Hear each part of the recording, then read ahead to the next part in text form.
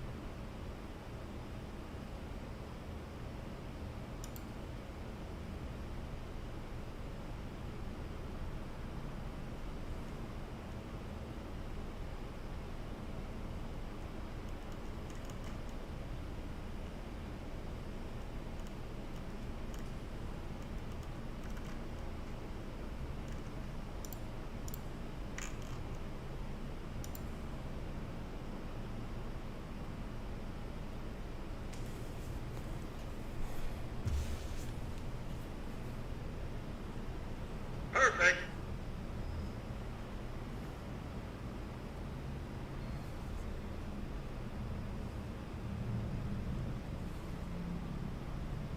Oh, snap. I think I'm right here.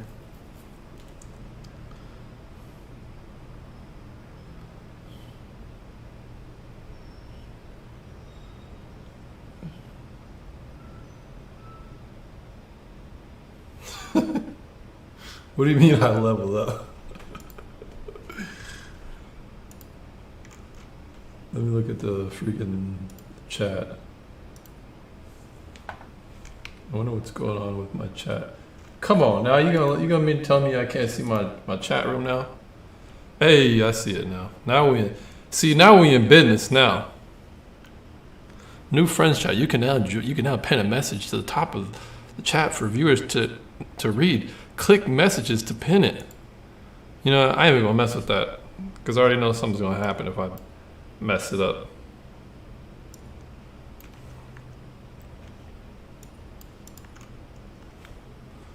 Let's see here.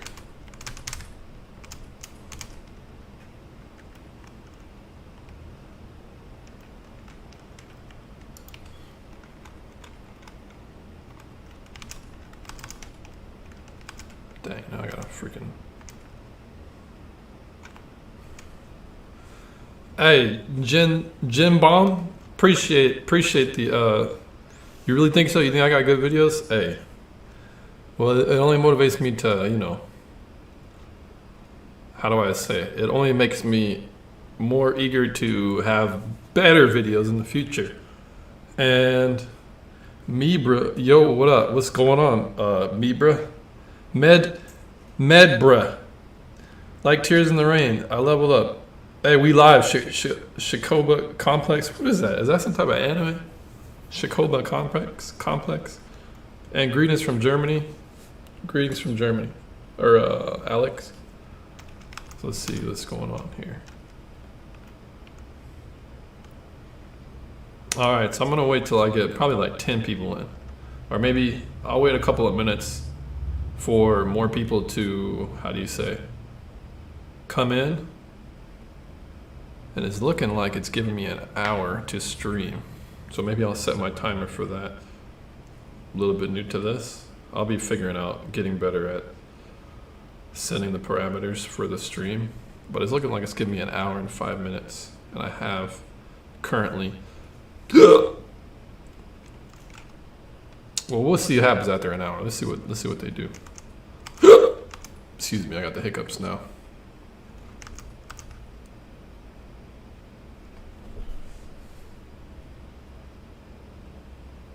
So if the audio is good, if the levels are good, or if everything is good on you guys, then let me know.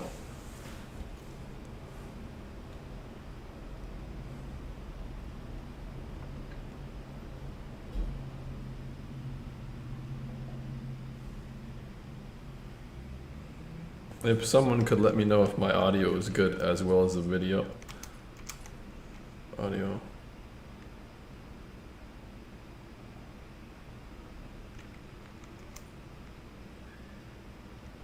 All right, thank you, Jen. Appreciate it. It's germ bomb. I was saying Jen bomb. Yeah, my eyesight's really bad. It's one of the perks of being albino is you're extremely nearsighted. So I gotta if you guys could look at my setup, it's like directly into my face because this is how I'm living. This is how I was born. But thank you for the feedback. All right, once I get to 10 people, or in 5 to 10 minutes, I'm gonna start. But if you guys got any initial questions, I'll answer some while we wait.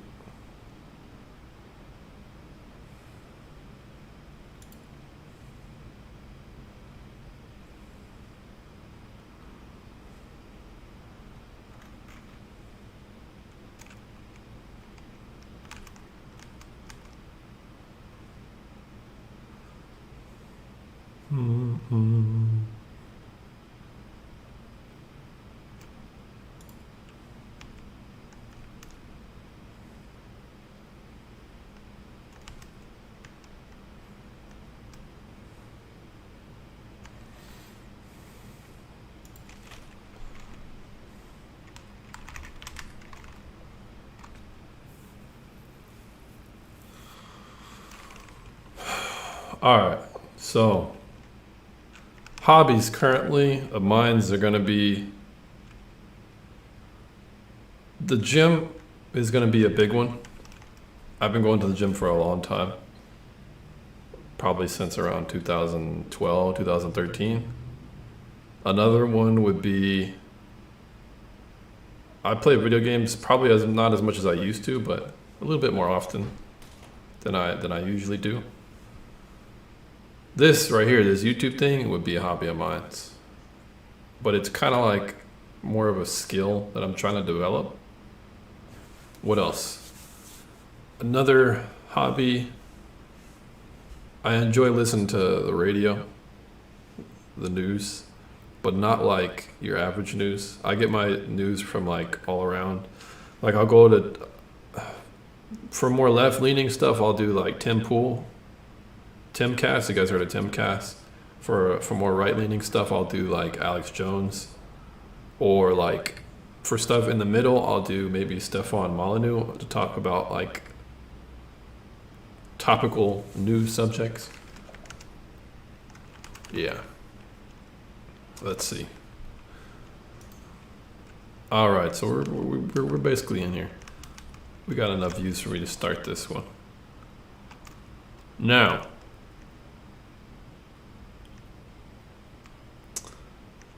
I'm gonna start. All right, so there's this person that I know. They're a cousin of mine, and it's a woman. I grew up with her because she's my mother's sister's daughter, so she's my cousin. And we're basically the same age. I think we might be 1 year apart, or maybe less than that.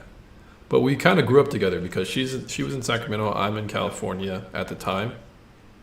So whenever my mom's sister would come down, she would bring her daughter. And being that we were of the same age, we would kind of like be stuck with each other. So as we grew up and as we developed, I kind of took a liking to her just because we kind of intellectually had the same type of, I don't know if it's the same type of thinking or just the way we thought was similar. And because of that, we would kind of talk about anything and everything, whether it be personal topics that we observe. But as we're growing old, so I'll say maybe from around the age of 12 to 13, when we really started to get comfortable with each other, till 14, 15, 16, we grew the tightest, at least mentally. She was she was the type of person I could just tell anything, because I didn't necessarily have that at the time. I might have had my best friend, but to have kind of a female perspective on things, it was different.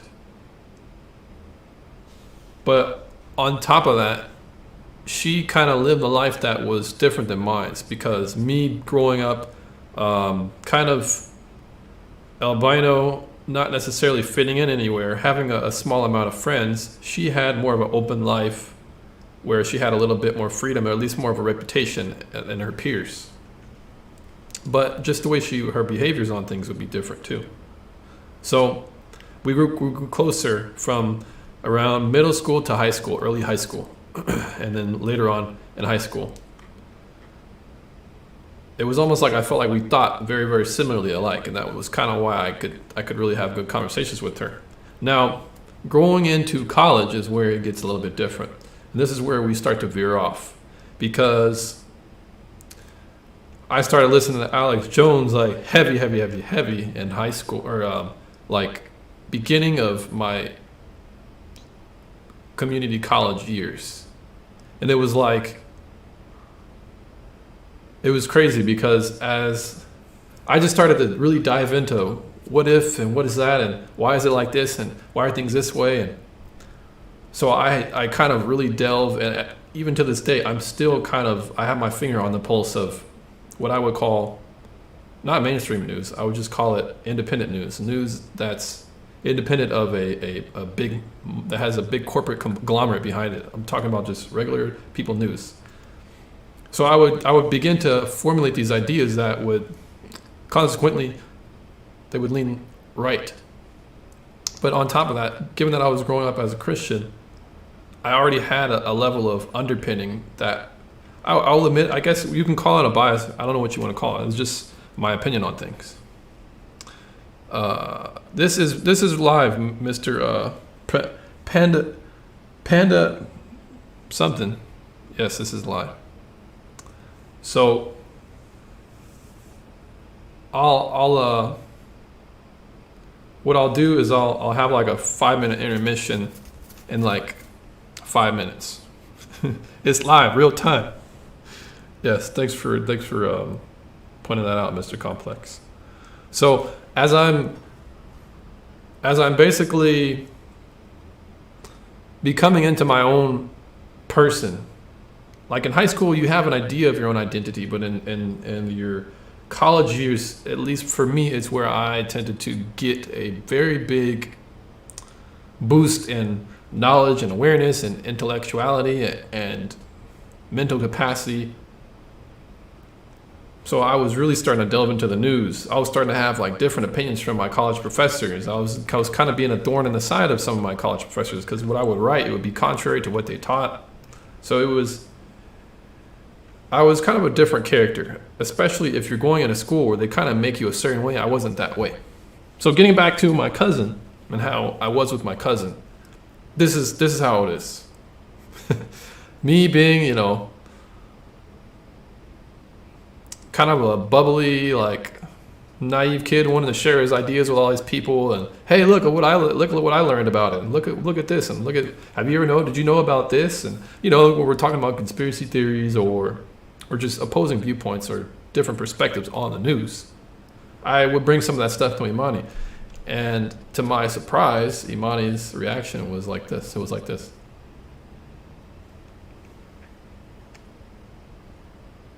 Like what I guess I shouldn't have expected anything less now that I think about it retrospectively.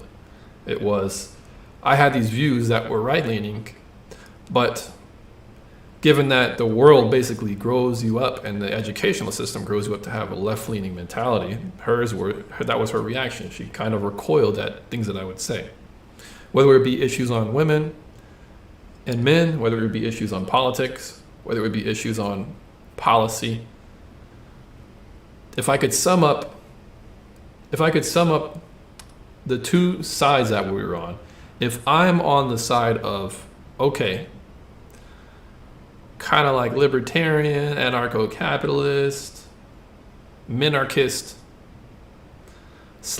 / like nationalist, all these ideas were flowing in my head. And in Imani's head was the in Imani's head was the textbook, critical theory, racial injustice view of the historical lens that we're taught from K through 12. It's basically, there's an oppressor here, there's the downtrodden there, there's injustice, and therefore the government must do X and Y. But not just that. There's a cultural dynamic around that where, yes, you have these views on politics, but it seeps and it permeates through your views on how you behave in culture. So this particularly would be a feminist. So if I could say who I was on the right side, not to imply anything, but I'm saying not to imply anything. But if I could say something on the right side, I was I guess I could call myself a libertarian. And a conservative libertarian, traditional libertarian. But on the Imani side, it was kind of like the lefter-leaning social justice, feminist advocate, specifically of the newest wave. So it would lead to us having these arguments sometimes where, I'll admit, I didn't have the best ability to articulate myself, so sometimes I wouldn't be as sensitive. Or just because I might have believed I proved a point, and of course I had valid arguments, but Imani would sometimes take it the wrong way, or she would say, no, I don't agree with that, and that's not how things are. So that's where our conversations tend to lead to. It went from us being like sharing music and being buddy and laughing and always joking around with each other, to now it's kind of like we're diverging because our views on life are becoming different. And our perspectives are so polarizing that it's leading to us not being able to have a friendship anymore. So there have been arguments that we've had where it gets so heated to where we can't even talk to each other until the next family get together, the next Christmas Eve or the next 4th of July, because it's like, I'll admit, I didn't necessarily push the issue on her or whether I had my views, but she would just be very sensitive because I think a lot of women nowadays are. A lot of times we have these views.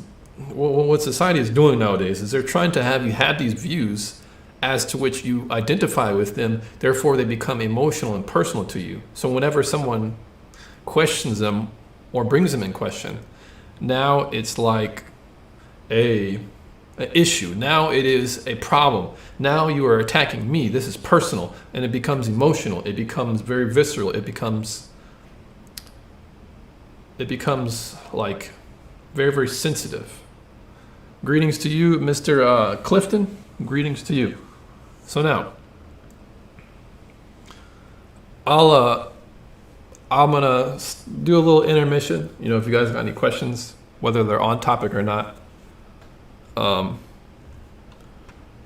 Yeah, man. Thanks for that, Mr. Woof. What? Ezek. Nice comment, man. Serious talk. Hey, appreciate it. But where I'm trying to go with this channel, to have all these topics that I'm discussing, I appreciate you guys listening, but I'm trying to eventually formulate some type of system or program as to which we can start with a set of principles and we can extrapolate those onto like a way as to which people can have a different mindset about how they live. And I'll start with like men and women, and maybe, I'm gonna keep that under wraps, but it's gonna get better as I keep going with this content. It's going to become more practical and more applicative, more ways that you guys can contribute into getting the most out of the channel. But if you guys got any, I'm going to do a little 5-minute intermission. And if you guys want any questions that you want to ask, I'll definitely answer any if you guys have any at the moment. Let's see. Okay, so we got my thoughts on long distance relationships. This is what I'll say about long distance relationships. I know of people who are currently in them. I've yet to see the fruits of those relationships, because if we're talking about marriage, then I think they can work. It's just about how the man, well, this I'm just going to lean on the man generally initiating how the relationship is going to go and where the relationship is going to go. If both parties are able to agree upon certain systems that they can apply, such as talking every day or FaceTiming every day or building to a certain goal, and the end goal being marriage, I think long distance relationships can work. But I think the reason why long distance relationships gets a bad rep is because a lot of times people aren't marriage minded and they don't necessarily know where they want to go with their relationship. They just know they want to be in one and they know they like the person. But because it's not in the right structure, and the man's oftentimes not leading, especially in our generation, the relationship kind of gets stale or goes awry or boundaries are crossed. And when there's less distance, it makes it even worse. So if I was to say, it's obviously harder to be in a long distance relationship than when you're close to another person. And the success is based on each party's will and what they're willing to do in order to make sure that the relationship remains healthy. When we're talking about communication, when we're talking about maintaining boundaries, when we're talking about growing and developing, when we're talking about especially coming to visit each other periodically in intervals, all those things need to be paid close attention to in order for them to be successful. And long distance relationships being like a pen pal, I don't necessarily believe so. Just because, all right, think about it. When you're at a restaurant and you're on a date, you're looking at a person face to face, right? Okay, we have FaceTime to not necessarily replace that, but get to that level of similarity. So you're on FaceTime with somebody. You could be face to face talking with somebody, and there's a level of, okay, there's wit, there is spontaneity, there is the impromptu or improvisational aspect of being with someone. Yeah, there's no physical touch, there's no literal presence there, but it can help that. So is it something I would encourage? No, but by necessity, sometimes you have to do what you have to do. Let's see. Hey, I appreciate you have wisdom beyond your years. Who said that? Who said that? Abignon. Abignon. I hope I pronounced your name correctly. Hey, look. I just pray for wisdom, man. Or it looks like a man. Is that a man? Maybe that's a woman. I'm going to refer to you as your name because I don't know your gender, and I apologize. Abignon. I just pray for wisdom. In the Bible, it says God will give wisdom liberally to those who ask. So I just pray for it, and I keep my ears open, and I also pray for discernment. But wisdom, anyone can get if you just say, hey, Lord, I need wisdom. Can you just give it to me? You just pray for that, you'll be straight. But thank you for your comment. Anybody got any other questions? If I don't get one in the next 30 seconds, we're going to continue on with the story. 30 seconds. You know what I need? I need like a royalty-free super beat that I can play while we have like a little intermission. Let's see. How to deal with loneliness and not feeling needed for anyone. All right.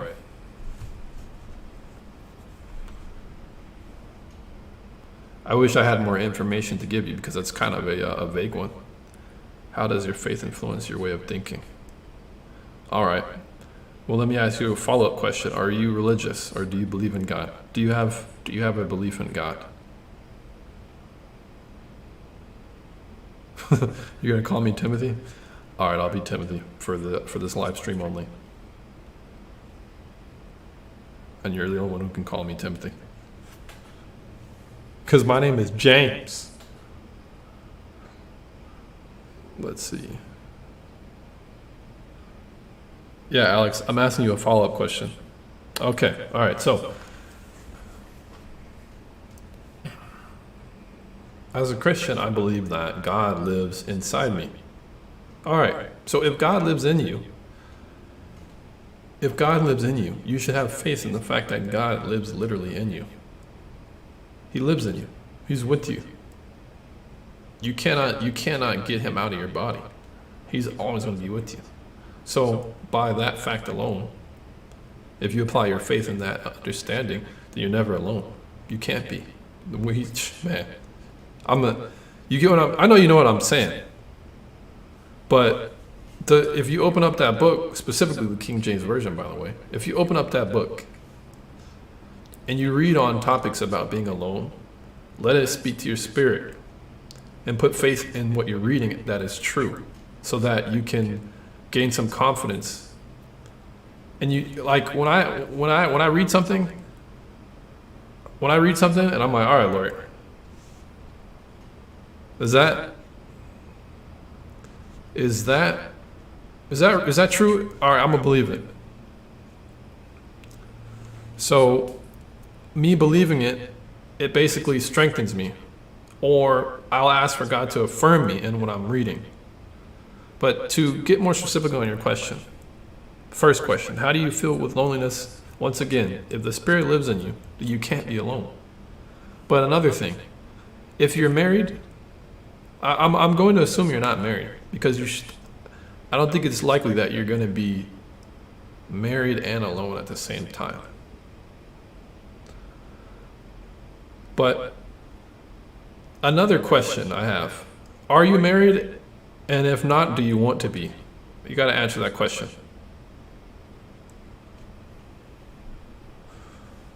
And I'll give you 30 seconds to respond before I start this in this intermission.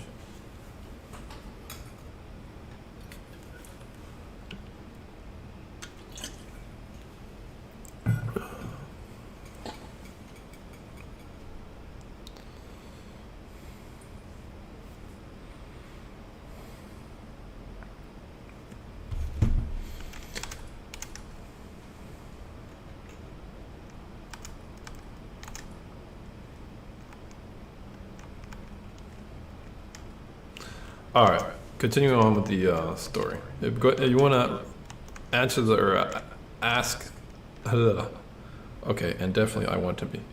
All right, not married. All right, so yeah, the chat's a little delayed because I think there's a delay. There's a delay built into the chat itself, or into the live streaming process itself. And I tried to make sure it was at the lowest latency as possible.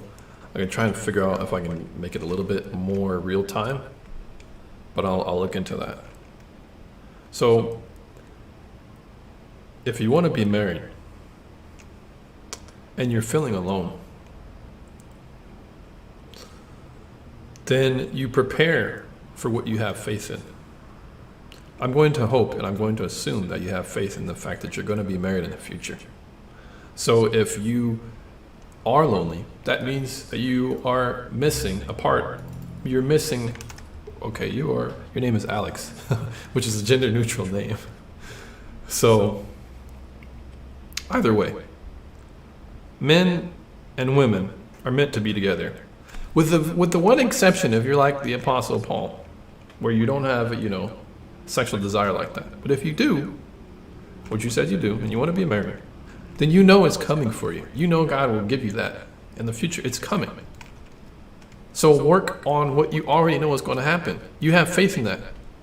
And what is the faith? Your faith is God is going to give you a husband or a wife. God is going to give that to you. He's not going to let your desire go. He's not going to allow you to burn in your own desires. So if you work towards being the person that your spouse will want you to be, this is how you can help with being alone, because you're working towards it.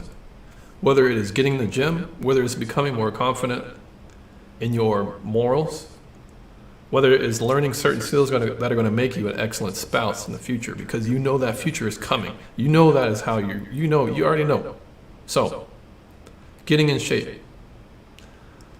working on your interpersonal skills, being more hospitable.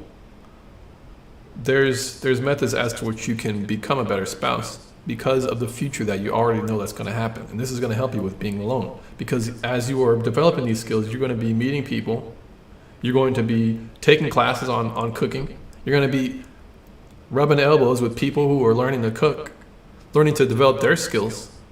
So this is going to help you because your mind and what you want is aligned with the people around you as well. You're going to be around people who have similar mindsets as you. There are going to be some people in there who are trying to develop their skills to be a better person. Now, if you still feel alone further than that, you're going to have to dig deeper into that Bible then, because that's the extent as to which my advice it taps off, because I can't necessarily, I'm not that smart to give you any more advice further than that. At least I don't think at the moment. So let's see here. Liking video increases algorithm. Yes, it does. If you guys feel the need to do so, I appreciate it, you know. But here's another thing. Liking the video gets you exposure to other videos of the similar content of which I'm sharing. People like Elliot Hulse. Who else watches my videos? I can't remember. But just remember that liking is gonna make similar content come to you. So if you feel the need to do that, it's much appreciated. Yeah, Alex, I hope it helps a little bit, you know. But yeah, so the takeaways once again is, hey, just practice what you already know is coming. You're gonna meet people around you. So as you develop skills on if you know you're gonna get married, you think to yourself, what would a godly man or woman want in a godly man or woman? Then you become that, and you develop in that, and you're literally going to be walking. You're going to be fulfilling. You're going to be walking in tandem with what you already know God has in store for you. Hey, glad you found me randomly, Mr. Complex Shikoba Complex. What is that? What does that even mean? Not to, I think it's a cool name, but what does that even mean? So, all right. So, getting back to the story,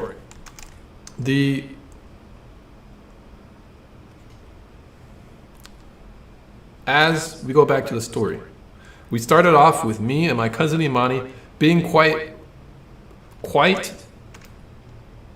intellectually connected. We go to us, you know, spending time away from each other because she's in Sacramento, I'm all the way in Pasadena, in the LA area of California. And we both go our separate ways just by time and space. And I'm going to college, she's going to college, I'm starting to develop my opinion, she's starting to develop hers. My opinions start to be more anarchistic, minarchistic, libertarian, Alex Jones, Peter Schiff, Drudge Report, back in the day before it wasn't as dang liberal. So I'm having, albeit pretty abrasive viewpoints because they're such opposing to what's narratively pushed in college. In college, it's like left-leaning, liberal, social justice, you know, oppressor, oppressee, formula, that stuff. So I come to her with my new ideas and a naive excitement of her I come to her with my naive excitement of maybe her might be able to adopt some of my views or think they're cool too. Like, look what I learned about this and that. She's like, that's racist. That's sexist. And I'm like, what? Okay. So our conversations, once again, they get so inflammatory sometimes to where we can't even hang out with each other anymore. She want to fight me sometimes about what I say, whether we'll be talking about abortion or white privilege and all that stuff. She sometimes, it got to the point where she really wanted to fight me. Fight like this. Look at that autofocus. Hold on, let me get the autofocus. See these hairy knuckles? Well, hers probably aren't hairy, but what I'm trying to say is that she would just get heated. So once again, What's being pushed right now is that the identity is what matters. The culture is what matters. The policy and the mainstream, it's not about the policy or the mainstream. It's about inside the home. It is about the identity. It is about the culture. So when you attack a person's identity now, that's how it feels like. When you question someone's identity, it feels like an attack. So I understood that. So here, one of our last conversations we had, it was so heated to where she stormed out the house. She didn't ever want to talk to me again. You know, ad hominems, insulting, blah, blah, blah. It was in front of my girlfriend, my sister. She was like, F this nigga, man. This nigga, man. So it was just like, woo. So I'm like, all right, well, apparently I can't really have a conversation with her about anything anymore. Then we fast forward to when I was one of the last times I saw her was at Christmas Eve. It was probably 2019. I think it was in 2019 Christmas Eve or 2020. So picture, hold in the back of you guys' minds. Hold in the back of you guys' minds. Let's see. So hold in the back of you guys' minds. Imani, being the freaking activist, second or third, whatever wave we're in, feminist. Very, very outspoken, very opinionated to Christmas Eve, all right? And here's how Christmas Eve played out. It just so happens that I have another cousin who's a little bit younger than us, maybe 2 to 3 years. And she has, oh, my voice has echo. Maybe it's because I'm talking too loud. Hey, can anybody second my voice having echo? My voice having echo.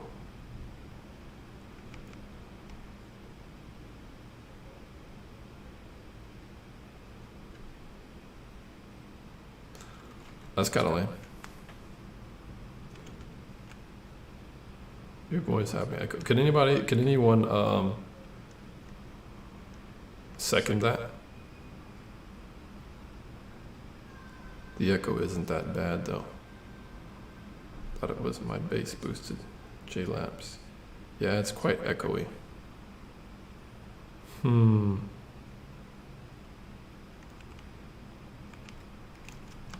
That hurts my heart. I wish I could fix that. I don't know. There's an echo. From a scale to 1 to 10, 10 being no longer able to, it's unbearable to the point where you guys can't watch the video, to 1 being it's perfect. What would you guys rate it? Oh, you mean echo in the freaking, because of all this stuff around here? You guys talking about echo because of like the words bouncing back from my...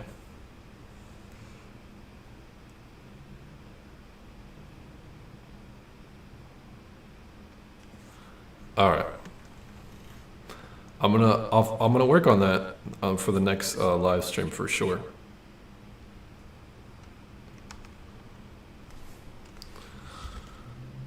Man, somebody threw me off in my freaking super rant. Where was my rant at? Oh yeah, okay. So, Christmas Eve. We're going to this bar. It was me, my best friend, my cousin Imani, my other 2 cousins who were brothers and sisters. So it's Tyler, my cousin, Mickey, the younger girl, Aaron, my best friend, Imani, and me, 5 people. Maybe my little sister was there, I don't necessarily remember. But here's the three people, the three important people at the time. The 3 important people are me and Imani and Mickey having a conversation. Now keep in mind, I'm on what you would call on the right. It's funny, I'm using my left hand right now. They are on what you would be calling the left. And the left is, the social justice, equality, feminist type thing. On the right is the opposing side, which is traditional. Some would call misogynistic, insensitive, archaic, traditional, conservative viewpoint. Now, Imani and Mickey were on the side of, you know what, the conversation got here. It was at a point where we're talking about how men and women should be around each other. And me being the person of, you know, kind of, I got into like maybe dating studies or whatever you call it, some like gender dynamics, pickup artistry, game, social dynamics, evolutionary psychology, just considering those things and then practicing them out and seeing like the response I would get from women, or just getting women like that. Now this is in the past, by the way, guys, so let me just disclaim that. Not necessarily the person I am anymore. But here's the thing. Here is the thing, you guys.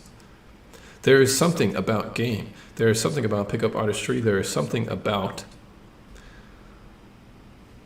gender social dynamics that it is natural. That doesn't mean there aren't exceptions to the rule.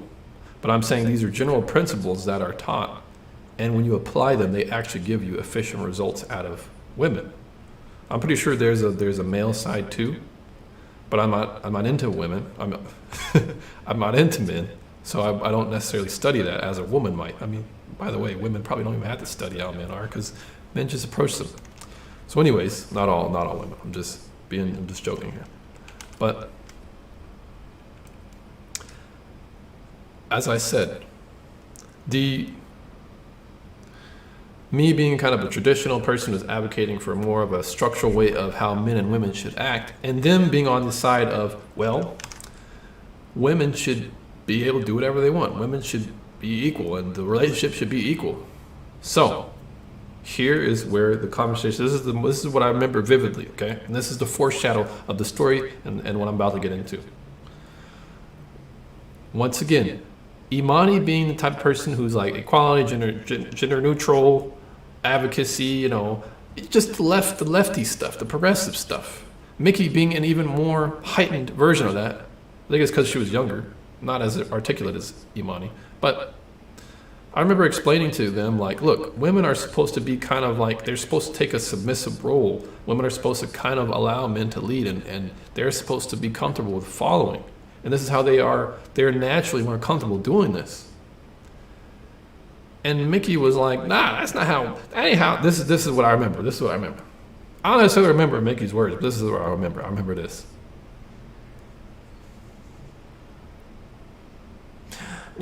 So, you know, the neck muscles going every which way. I mean, this is just how it is. Growing up in a black family, this is how it is. So Mickey's like, well, I can do whatever a man can, and it should be equal, and you know, it should be, each people should put in equal effort and all that. Look, I get that it sounds good on its face, but when you apply it, it doesn't have the same results. And I was trying to explain to Mickey that, look, the men don't like to be dominated.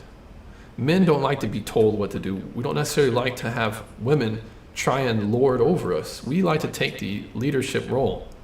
And men who don't like doing that, they are consequently less attractive. And it's not because of a construct.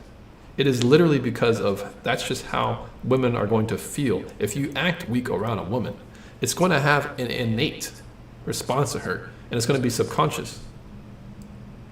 So I was explaining, yeah, you might say you want this social construct called equality, where the man is just as feminine or just as emotionally expressive as you are, but eventually you're not going to like him.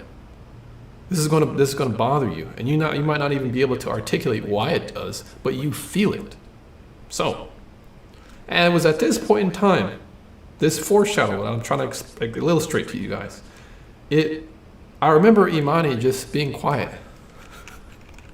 Now, this is a person who's always been outspoken on any issues regarding gender because she was a feminist, a proclaimed one. She was the woman who was kind of rah-rah about women's rights.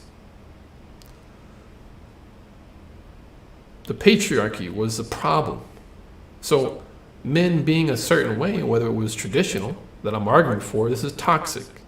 This is not good. But I remember her very vividly. She kind of like it was a point in the time of the argument, it almost felt like she was agreeing, because in my mind, as vehemently as we used to argue with each other, our arguments were literally, by the nature of her being silenced, was almost like she was admitting it. So I just remember that standing out to me, because as Mickey was doing this, yeah, but Imani was kind of sitting back and listening. So that's another topic. I'm gonna go back to this other topic in the future, okay? But remember this. Remember two things about this. The fact that Mickey was rah, rah, rah. She's younger. Imani was probably 25, 26 at the time. Mickey's like 21, 23. And the second thing, that Imani kind of sit back and chill. All right, so now we fast forward. 2021, 2 weeks ago, I think. My cousin says she's just calling to say what's up because she saw one of my videos. I think is why being ugly is a blessing, which is crazy. And she's like, I didn't know you do YouTube now. So I give her a call just to shoot the breeze with her. We haven't talked in a while. At least personally in a while. Let's see here. Now, as I'm talking to her, this is the new James. You know, this is the conservative Christian, you know, still publicly outcasted for any of my views. Still maybe not even able to be on YouTube for too much longer for my views. But obviously more leveled out, not as abrasive, at least I don't think. The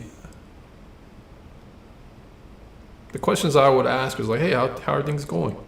Now, without getting into much personal issues or personal topics, the questions I would ask her was kind of me like seeing if she was a little bit different than how she was when we last talked, because I still viewed her as a feminist back then. But I would ask her things. Another thing I forgot to mention is my cousin. She's a single mother at this current point in time. I have no doubt that she won't be able to find someone to settle down with. But this is where it stands right now. She's a single mother, and she has been one. Beautiful daughter, by the way. A little freaking rascal.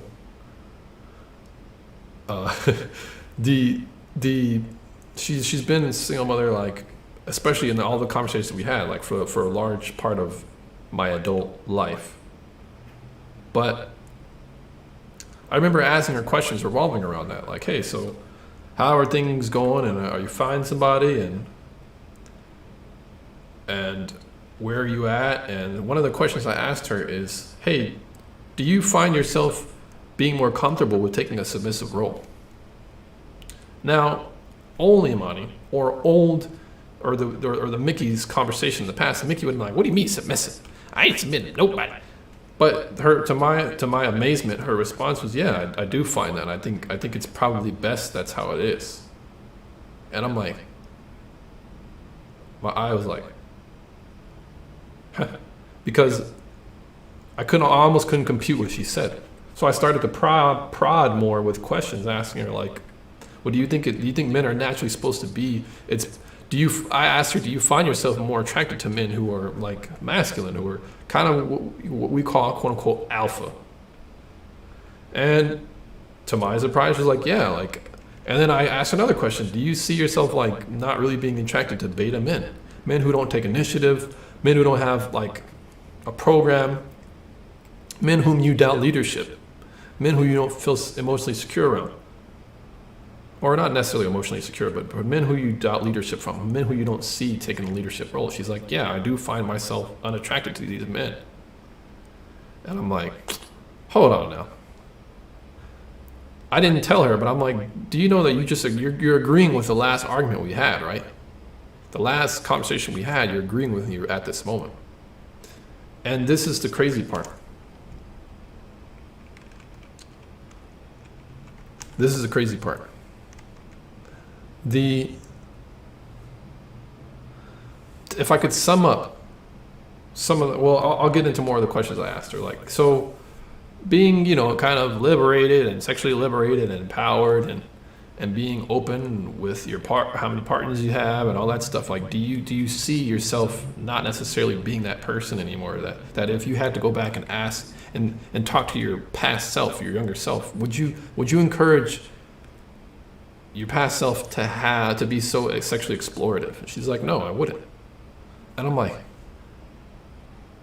so in the midst of our conversation, she mentioned a buzzword that stuck out to me, and this is when I knew. And the buzzword she mentioned is like, yeah, I need to be more my divine feminine. And when she said that, I don't know much about the divine feminine, but I have an idea of it, and I have a pretty good idea. It's kind of like the natural way that women are supposed to be, divine feminine. And when she said that, I knew that there is a if she is a feminist now, there is a massive chink in this feminist ideology, because feminism, it teaches, along with other ideologies, is that men and women are a blank slate. And there is no such thing as nature. It is only nurture. It is only what the culture can construct out of you to be a certain thing. But the divine feminine is the opposite of that. It teaches that there's an underlying genetic or something, a rule or a program that's embedded in women to be a certain way. So it's opposing it. And when she said that, this is when I started to catch on to her. She's actually probably not too much a feminist anymore.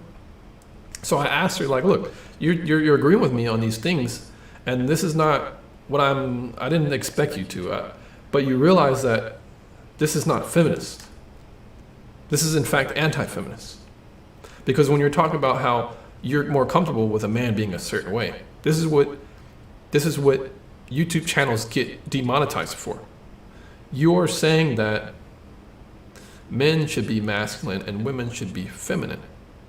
You're saying that this is the natural. You're implying that this is the natural order of things. Yeah, and that's basically what she was saying. So she said so another things that added to my realization of it, she said, yeah, I listen to Kevin Samuels. And I'm like, wait. You listen to Kevin Samuels? Now, disclaimer here. Kevin Samuels, I have my disagreements with him, but there's certain things that he gets right. And what he gets right is this whole feminist stuff. Well, I think it's out of the pits of hell. I mean, it's not that like other things aren't out of the pits of hell either. I'm just saying, like, feminism is evil. I believe feminism is evil because it inverts the relationship between men and women. And it might not claim to invert it at first. It just pushes with the very much marketable ideas of equality and men and women should be blah, blah, blah, and men should be this way and women can be whatever they want. No. It's terribly evil because the results is the black community. Detroit. The results of the matriarchy is Oakland.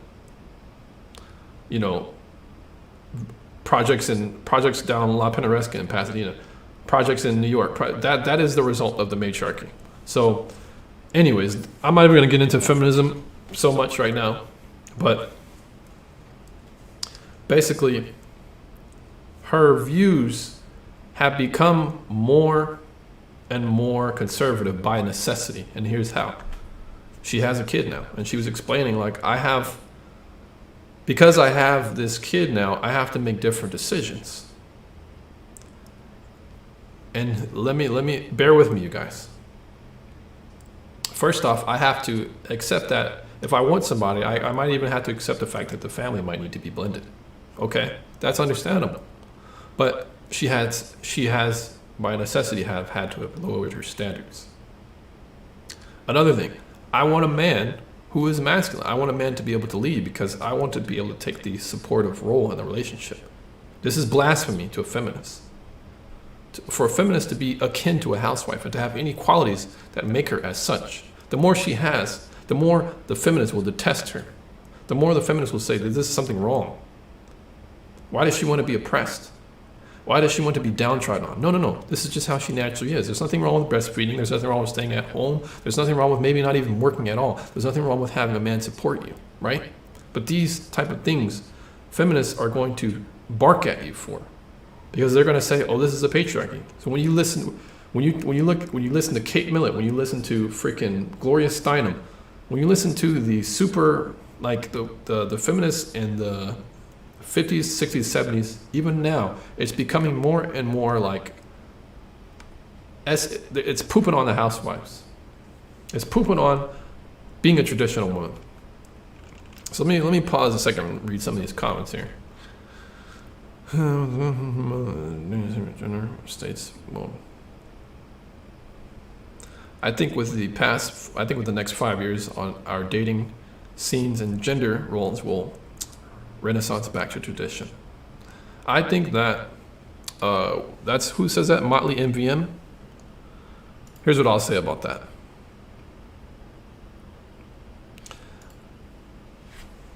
This is why I don't believe that's going to happen.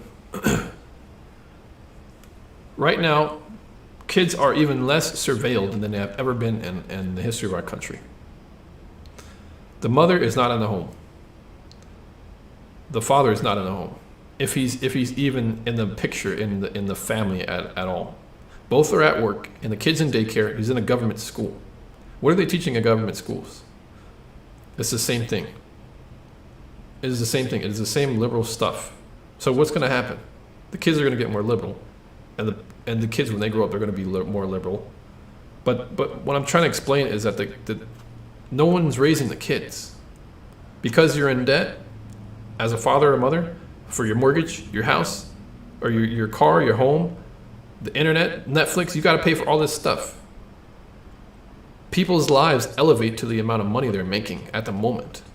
So you're going to be, parents are always constantly working. The kid is never being raised from about 4 to 5 years. Okay, you get to spend time with your parents for 4 to 5 years. After that, you go straight into the schools.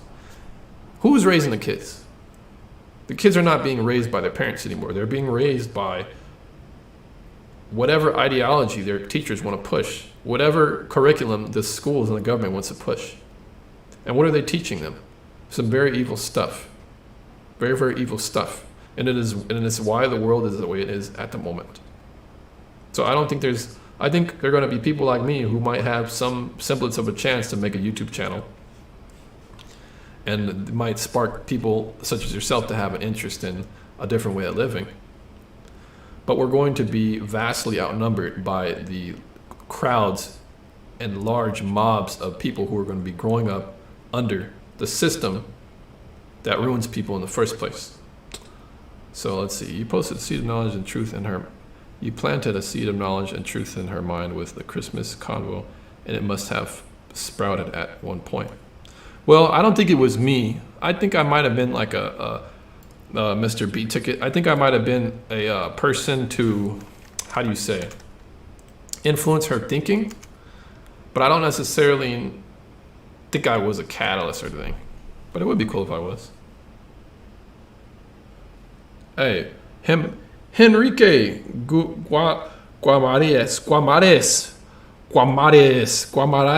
That's a hard name. Henrique, appreciate it, man. Bless you. I feel bad. I'm going through a hard moment of my life. Can't forget my ex-girlfriend. She's such a bad person, but I still somehow love her. Can't take her out of my mind. Pray for me, yo. That God, think. Maybe you mean think. Hey, man. All right, I'll do that, Enrique. It's just time, man. It is honestly just time. I remember I got my heart freaking stomped on by some chick, but I don't too much think about her anymore. You know, don't have any hatred for her. Hope she's doing well, but you'll get over it, and you won't even. You'll go back to being indifferent. Trust me, you'll go back to being indifferent. It might take some time, but I'm telling you, you'll just go back to being indifferent about her. 2015 through 2018 was a political period that radicalized a lot of people, both left and right. A few years and these same people have mellowed out, her included. B-ticket. I think people, well, this is what I'm going to get at. in the future, or as I continue on this story. Let's see. I'm a woman and I don't see the essence of feminists.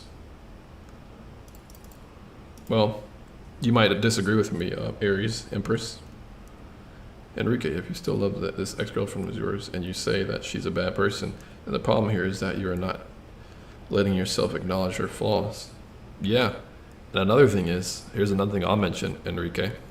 The Bible says, love thy neighbor as I love thy neighbor as thyself, doesn't it? Which implies that loving yourself is a prerequisite to loving other people.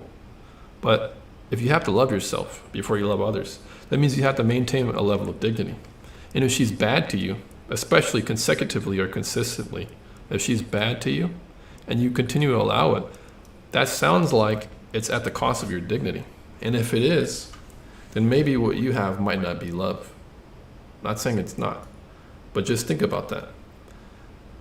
No one should be able to disrespect you or abuse you or to put their foot on your neck, metaphorically.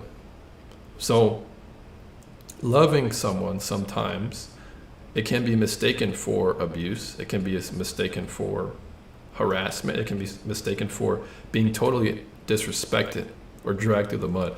And I don't necessarily think that's love. I'm not saying you don't love her, but maybe you love her with a piece of self-hate. Maybe you love her with a piece of neediness and what's dominating in your mind at the moment. You know what I'm saying?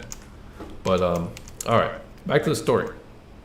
So I don't know these comments. I like reading the comments, but let me get back to it. So all right, so the story.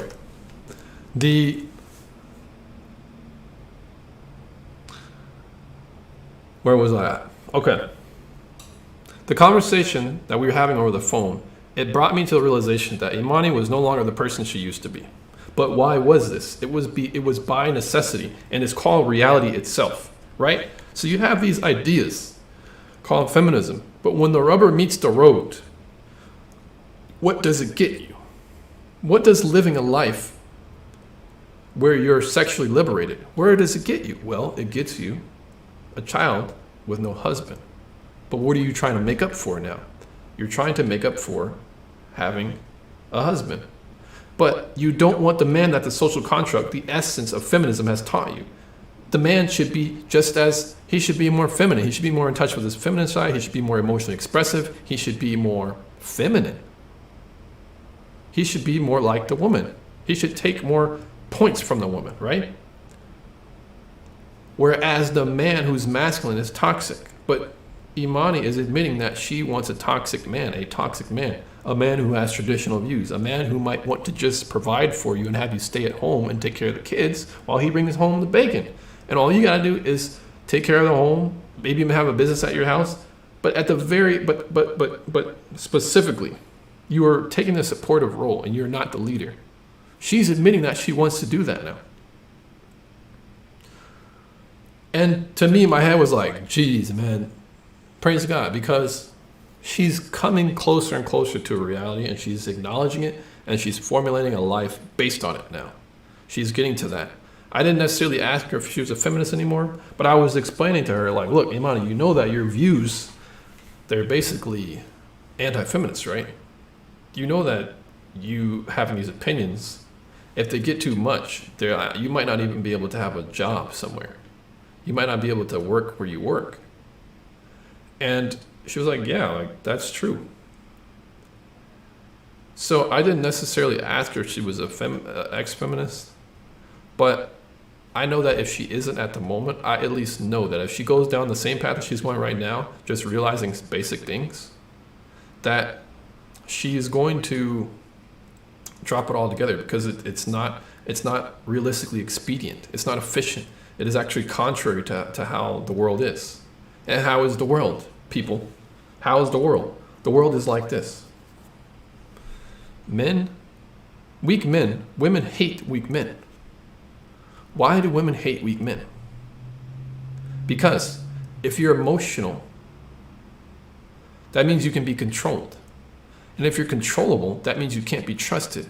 There's no security there. And if there's no security there, women knowing they need that, they're not going to feel comfortable around you. They're not going to respect you. They're going to be subconsciously unattracted to you because they have a, like, how can I explain this? Danger, how can I explain this? The woman, let me give you an example. If you're a weak man, that means you can be dominated. If I can dominate you and I have no muscle, then what happens if a man comes in the house? He's going to dominate everybody.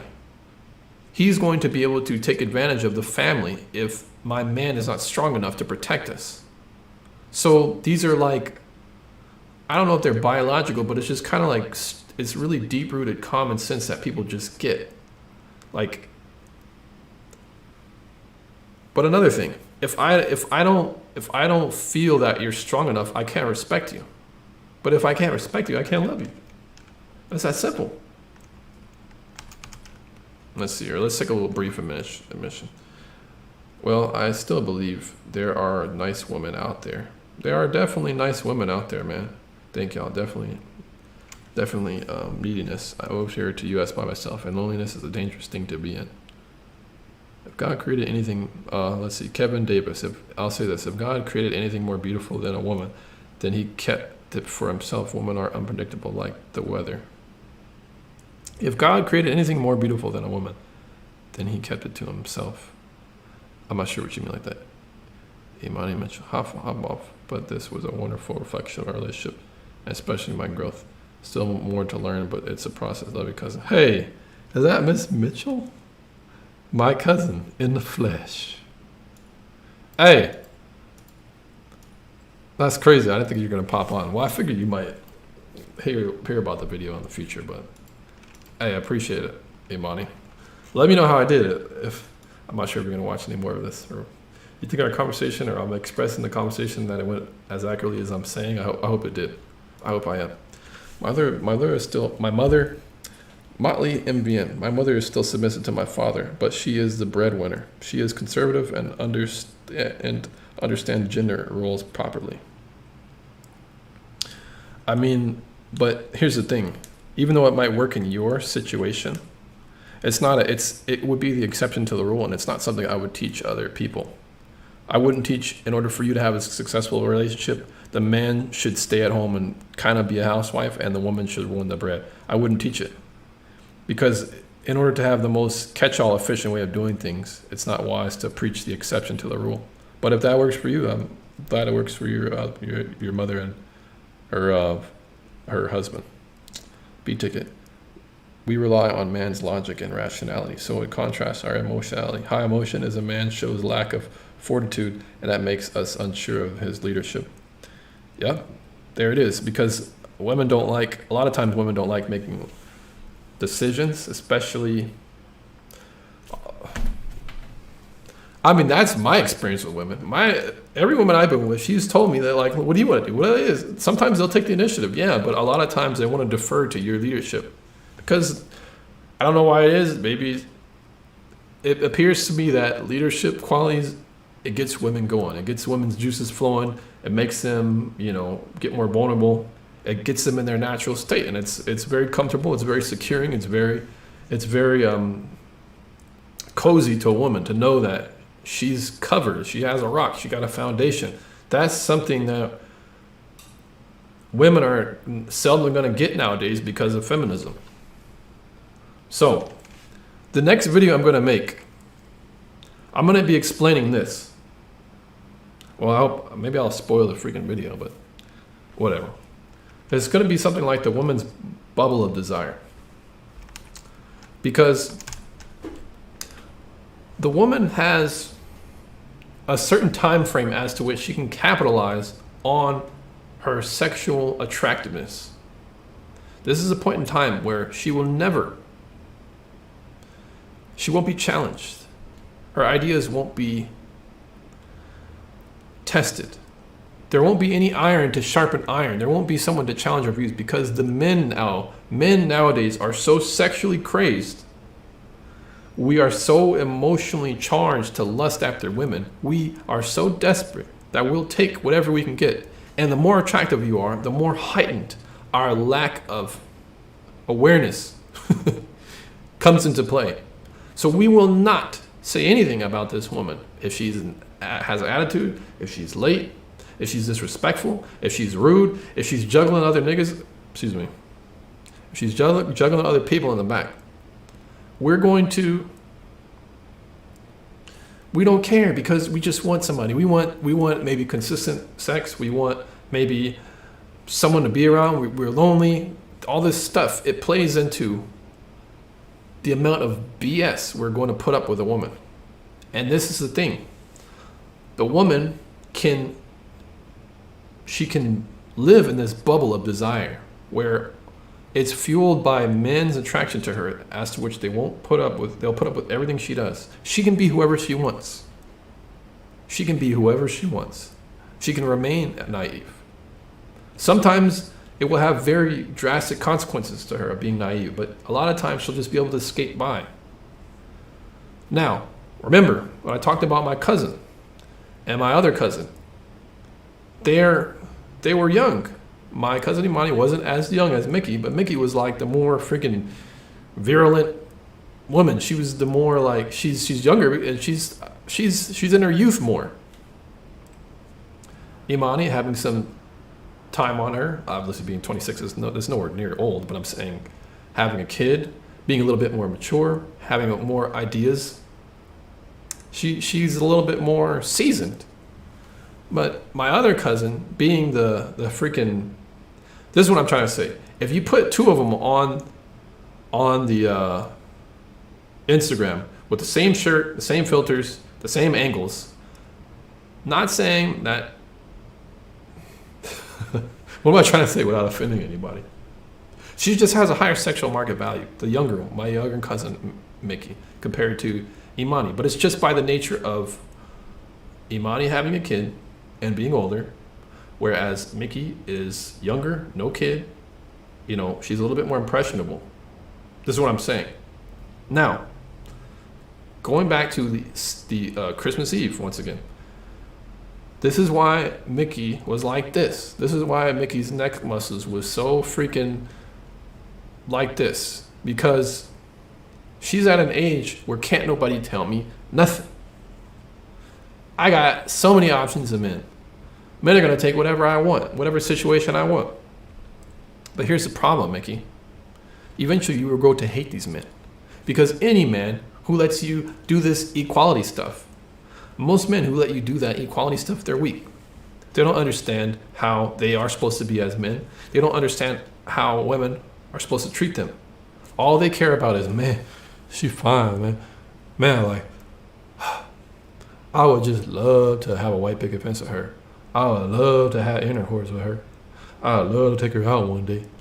Men, especially if they're raised by women in a single motherhood house or emotional men, they're not going to have any way to deal with their emotions, let alone a woman's. So she's just going to go through a bunch of men. She's just going to go through a bunch of partners.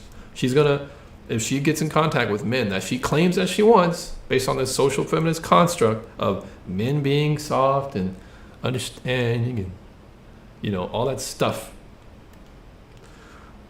she's just going to walk over them. She's just going to go through them like a freaking, like you remember those old cameras? She's just going to toss them. Get the film out of them, just get rid of them. That's how she's going to treat men. But the next video I'm going to be making is based on this. Probably spoiling it, but whatever. There's a way as to which women can get by on their looks, and their mentality doesn't have to change. Their political views don't have to change. Their outlooks on the future doesn't have to change. None of it has to change because men will never, ever challenge them. So a woman can maintain, basically, whatever age she starts getting sexual attention, she doesn't have to change at all. And men will take her out on a date. Men will even fly her out to Dubai. And it doesn't just have to be a sexual thing. It can also be marriage. But these are all men that she's going to grow to learn that this is not the men she wants. So, my throat's about to freaking close up. I don't understand why.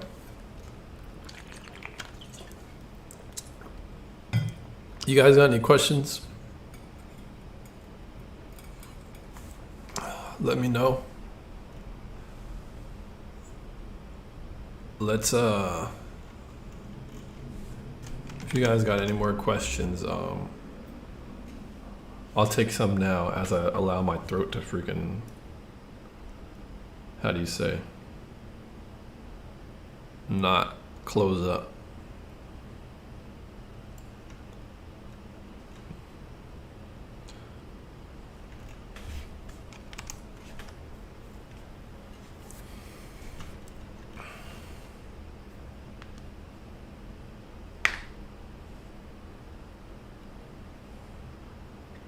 Enrique, for real, man, you rock, bro. Please don't stop with the vids, man.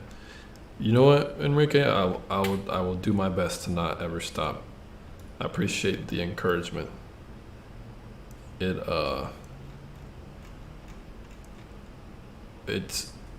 say it's reassuring, or it's sobering to hear you say stuff like that. I appreciate it. You just sound like you're projecting and talking to the masses. Okay, cool. I think you're talking about my how loud I was. Thank you. But I'm gonna try and figure out what that's about in the future. So if you guys have any more questions, I'm gonna wind down. We'll wind this down in a second. So if you guys have any more cues, I'll answer them. They don't necessarily have to be relevant to the story.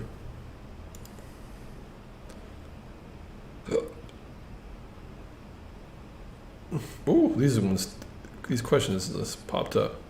All right, let me read one. Kevin Davis, 22-year-old man has more than 40-plus-year-old woman out. Poon.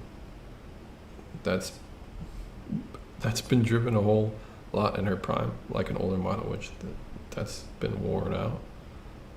Let's see. I'm not understanding you there. B-ticket, some insight. All women, including feminists, love patriarchy, and the angriest ones are just waiting to see when men of this generation will finally discipline them and tell them no. You know, I think that's true too. Kevin, what you're saying is a problem with men today, though.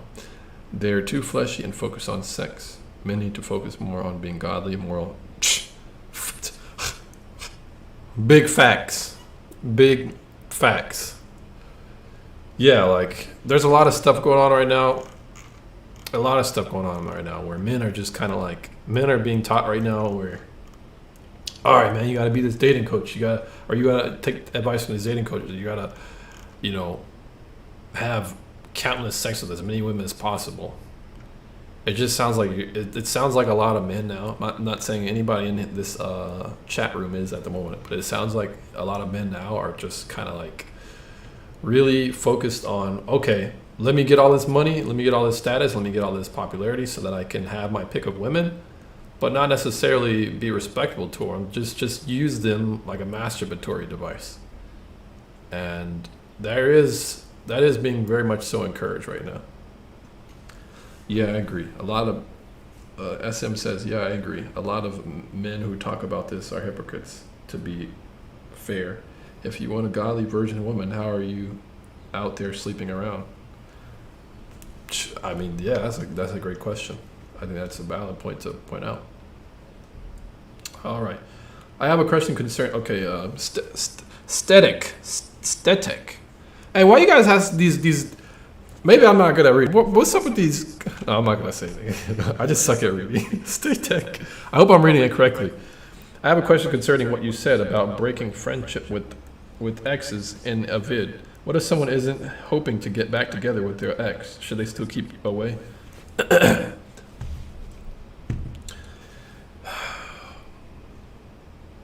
What is the point? Why do you want to keep this person around? Now, loving somebody and growing fond of them and having memories, especially if they're sexual, together, you don't want your next relationship anywhere around that. So what is the point of developing a relationship with an ex? What is the point if it's finite and it's going to be dead by the time you meet your next girlfriend or boyfriend? Why would you want to be around? What is the point of that? There's literally no point. But more importantly, What woman or man would want to put up with common sense? You dealing with your exes. I would not put up with that. I would never advise anybody to put up with that. I just don't see the virtue. I don't see how that is a good idea. But getting back to what I talked about in the past, men and women get stuff from each other, and it doesn't have to just be intercourse. It can be, there's still a level of feminine and masculine energy that men and women feed off each other. But that's meant for your partner. Here I go, sounding like a dang feminist. That's meant for your lover. That's meant for your companion. That is meant for your mate, your husband, your wife. Why not share all that emotional energy into your partner? Dang it, I said it again. You get what I'm saying? Why not hone and focus all that energy into the one you love, to where you guys can blossom your relationship even further? Why are you going to dissipate that into other members of the opposite sex? What reason? You want to talk? You feeling alone? Talk to God. You feeling alone? Go talk to if you're a man, talk to your man friend. If you're a woman, talk to your woman friend. Why do you have to dispel or disperse your sexual, emotional energy to friends of the opposite sex if you can just hone it on people you love to develop your relationship even further? Why not? Put your relationship to the test.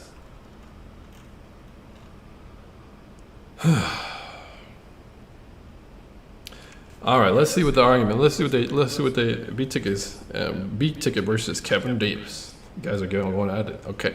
Being virtuous is obviously important for both men and women, but promiscuity is a symptom of a much larger serious issue, a departure from God. I can agree with that. Yet women reject God, fearing gentlemen they pass up for good boys. For bad boys, because they are interesting, or the good boys don't have the good looks, as you say they do. All right. I get what you're saying, Davis, and I get what you're saying, Miss Ticket, B Ticket. I can't see if you're a man or woman. I'm just gonna call you by your name. I'm sorry to use gender. I don't want to offend anybody. Not because I don't want to call somebody who identifies as a woman a man. I mean, like, I don't want to misgender you. All right, I'm going too much into a pronoun inception hole, so I'm just gonna disregard what I said. All right. So, Kevin, Ticket. This is where I agree with Ticket, because Kevin. All right. If you're looking for a godly woman, Kevin, women that are godly. I'm not saying all women that are godly, because you can go to the strip club right after you get out the church, or right before. I'm not gonna say all Christians are about that Christian life. But what I will say is a godly woman. You didn't say, this is what I'm saying. Like, okay, a woman who's really about that life, she's going to understand that it's best, generally speaking, that she's at the home. It's best that she looks for a man who's going to have a traditional look. Sometimes these men who could be gentlemen, sometimes these men can be nicer. She's gonna understand that. She's gonna be like, okay. But if you're looking for a woman with low self-esteem who likes bad boys, who ends up getting tossed around until she's 35, do you want these? You don't want these men, or you don't want these women. I'm assuming you don't. So, as a 35-year-old Christian guy, I'll be near about impossible to find a woman my age that is a virgin. Well, if you're a virgin, I think it's fair that you ask for that in a woman. But if you're not, I don't think it's fair you asking for a virgin woman. Because everybody's got a past. If you're not a virgin, you have one too. So I think it's fair that you don't require a virgin. But if you are a virgin, I get where you're coming from, Mr. Davis. It is sad that a lot of women nowadays, they like the thrill of being put in an insecure space eternally until they're 35 and realize, wait, I need to get married. But you're looking for something special, aren't you? Yeah, your pool of selection is going to be noticeably slimmer in contrast, but that goes the same with being a Christian. Like, even if you find a woman who meets all those criteria, if she's not a Christian, you're wasting your time as well. I'm sure you would agree. She can be the most traditionally conservative woman with all these values or whatever, but she's not a Christian, it's still a throwaway. So yeah, I get it. I get where you're coming from, Davis. I get it. Beat ticket. Look for a woman who loves God more than you. That's how you know she's truly godly. Oof. Hey, beat ticket dropping knowledge right here. Dropping knowledge. That's crazy. Yeah, that's crazy. Whew. I mean, so I'm about to wind down. If you guys have any more last questions, I'm gonna get to them. I'm gonna scour the chat room to see if I missed anything. I apologize if I missed any questions right now. I think in the future, if you guys super chat, I'm not even sure if I have a super chat capability right now, but let me look into the questions right now. Okay, Judy Love, I remember reading your question, I just didn't say it out loud. Judy Love, how should a woman attract a godly man if we live in a world based on our eyes? Does that apply to men as well? Here's what I think. Here's my mentality on that, Judy Love. Hi, James. Queenan. Thank you, Queenan. What's up? How's it going? All right, Judy Love. Should you attract a woman? How should a woman attract a godly man if we live in a world based on our eyes? Well, God gave you eyes. God gave men and women the ability to be visually attracted to each other. You know, some women are going to be attracted to a man's shoulders, his jawline, his eyes, the way he talks, the way he walks. Some men are going to be attracted to certain shapes of women. There's nothing wrong with having a shape. I just think there's something wrong with trying to attract the opposite sex so that you can find X and Y. Like dressing good within reason and smelling good and taking care of your hygiene and your teeth and your eyelashes, and with regards to makeup, because you already know how I feel about makeup. Like, just imagine, Judy Love, put yourself in this situation, okay? If I was a woman, I would just dress like, I probably wear dresses. I wouldn't be revealing at all. You couldn't see a cleavage in sight. You wouldn't necessarily be able to make out the freaking curve line of my butt cheeks. I would just dress like regularly. I would make sure I put on a good scent. My hair was done well. But whatever I would wear, it would accentuate up here. It wouldn't accentuate this. And me just behaving like soft-spoken and like you could, like my gracious presence is felt as I go in the room. Not like my contours of my body and my butt cheeks and my boobs are felt. No, my presence, who I am, how I talk, how I speak, what I say. If you really want to find a good man, that's how you do it, because you're going to be scaring off the men who are dogs. Men who are dogs, they're not looking for women who respect themselves. That is true, they might, but they're more likely to look for women who aren't. The women who gotta show camel toe, the women who have to make sure that every eye is on them. See, when I walk up to a woman, and if she's got that, how can I describe it? Maybe this is a little bit preferential, but I'll give you an example. Like, if I walk up to a woman and she's kind of soft-spoken, or she doesn't have to be, but we just have a regular conversation and it goes by cool. And when we get to talk, she's not necessarily playing games. Like, she's just like, hey, you want to hang out? Okay, let's hang out. She's not trying to do all this stuff in the background. You're going to find a good man, because I know this is going to kind of get drawn out, but let me bear with me, all right? Oi, mate, you think too much. Maybe I am. I'm not able to articulate this the best. Let me give you an example, Judy. If you act like a regular Christian woman, if you're not too focused on your body, you're more focused on your values, your morals, you bring God up in the conversation, this is going to scare a lot of men off. And this is a good thing. Yes, it is going to lower down your dating pool of men, because a lot of men just want to freaking play reverse whack-a-mole with their wiener. They just want to sleep with you and then toss you. A lot of men are like that. All you got to do is just hold off on that. Tell people you want to wait till marriage. Now you're really going to be thinning out your dating pool, because God doesn't want you to lower your biblical standards for a man. I know you know that. So just uphold them, and they'll come. Yeah, you might be wary at times, but don't give up. All right. I'll date you, Regina. Not sure who Regina is, but Le Chicano. Hey, James, I would like to thank you for helping me. You were the only person who incorporated God and self-improvement in your videos. So balance. Thank you so much. Hey, appreciate it. I hope whatever you find from my videos, whether it's little or a lot, that it sits with you and helps you out. I appreciate it. I love Regina Fortune. I love your channel. I'm a Christian, 23, and starting to lose hope in dating. I'm very shy, and this worries me. Speaking on shyness, let me look up the definition of shamefaced real quick.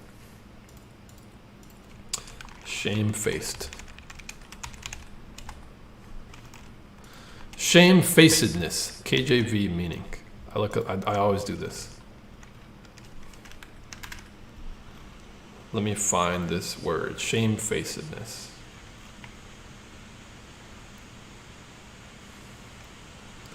I'm gonna look up the word shamefaced, because that's what pops up to me when you say that. Shamefacedness. You're just modest. Being modest. Not being, okay, what's the opposite of being shy? You're being out there, you're being outgoing, but it's not necessarily outgoing. It's kind of like, it is outgoing. There's nothing wrong with being shy. There's a lot of men who, my best friend, he loves shy women. It's just like, there's nothing wrong with being shy. You don't necessarily worry about being shy. Where I think it could be a little bit extreme is where you don't feel like you should.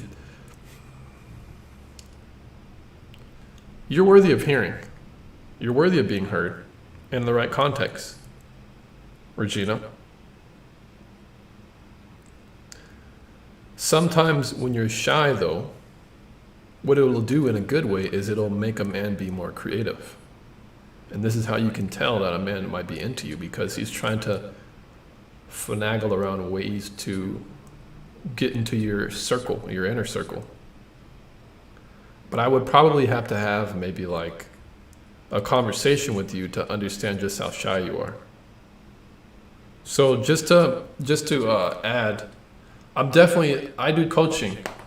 So if anyone has any coaching issues that they need with, where we're talking about relationship, fitness, dating, I'm definitely a person you can speak with, because I'm the type of person where if we're on a call and I'm coaching you, it's going to be on accountability, to where I'm going to be trying to make sure that if you have a goal that you want to set, we're going to set it and we're going to come back to it. So the coaching will be like an hour. And if anybody's interested, I'll leave an email at the end of this video in the description. Let's see. Let's see if we got any more comments here.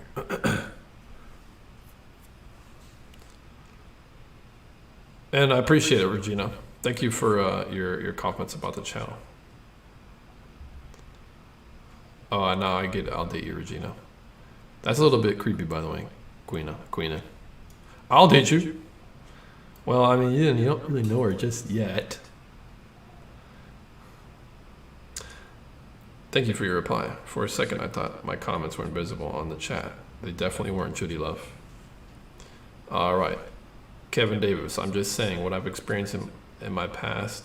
I'm learning that I can't judge everyone based on a few bad people from a past that will be wrong to do. There's great women out there. That's good you believe that, Mr. Davis. And B Ticket says, yes, Kevin, you'll find her. Just use this time as a single man to get closer to God. He'll send you a woman with a loving, virtuous heart. Thank you, I will, Kevin. And that's a good conversation you guys had. So with that note, I'm gonna be ending the stream here. I appreciate everybody who's watched. I'm gonna be doing these more often. because it's good to be interactive with the people that listen to me. I actually prefer it, because sometimes when you're looking at a screen, it's just better to be closer and more direct with the audience. So I appreciate everybody who looked at this video and who participated. Judy Love, B Ticket, Kevin Davis, Shakota Complex, I forgot your name, Queenan. Yeah, I appreciate it, guys. Lil Eno. So I'm probably gonna do another one in the future. Enrique, I hope that things go well with you. Just process all those emotions, man. So until next time, you guys have a good day, all right? All right now.